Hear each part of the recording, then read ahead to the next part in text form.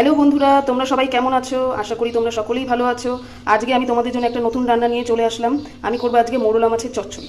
তোমরা তো অনেকেই অনেক রকমভাবে খেয়েছো, আজকে আমি একটু সবজি দিয়ে করবো। সবজি দিয়ে খেতে খুব ভালো লাগে। দেখো আমি এখানে মোরলা মাছটাকে নুন হলুদ দিয়ে মাখিয়ে রেখেছি। মোরলা মাছটা আমি নিজে হাতে কেটেছি। দেখো এইভাবে এগুলো কাটতে হবে। এই মাথাটা কিন্তু আমি রেখেছি, মাথাটা কিন্তু অনেক গুণ থাকে, তোমরা কিন্তু কেউ মাথাটা ফেলবে না। এইভাবে মোরলা মাছটাকে আমি মাখিয়ে রেখেছি। এর সঙ্গে আমি এই দেখো এই সবজিগুলো দেবো।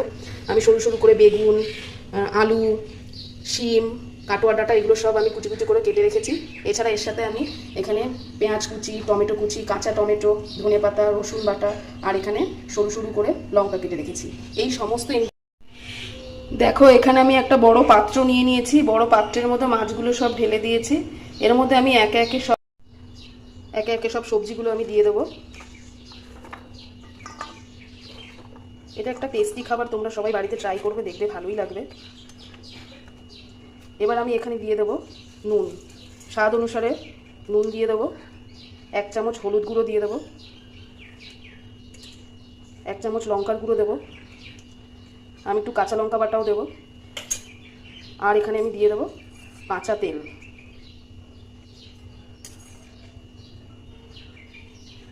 এটা খুব ভালোভাবে মাখতে হবে।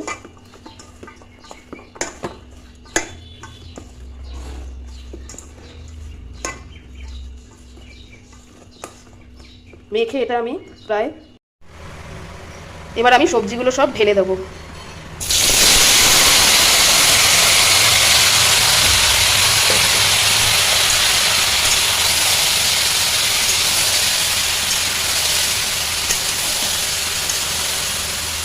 ভালো করে আমি আলতো হাতে এগুলোকে নেড়ে দিলাম।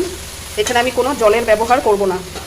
এখানে আমি জাস্ট একটু মশলা, যে জলটা ছিল বাটি ধোয়া জল, সেটা আমি একটু সাইড দিয়ে দেবো।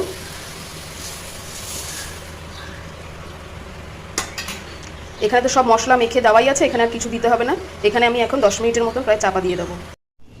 এবার আমি ঢাকা খুলে দেখব। দেখো তরকারিটা কি সুন্দর মজে এসছে, বেশ তেল উঠে এসছে, সবজিটাও ভালো সিদ্ধ হয়ে গেছে, দেখেই বোঝা যাচ্ছে। দেখো এবার আমি ওপর থেকে একটু ধনেপাতা ছড়িয়ে দেবো।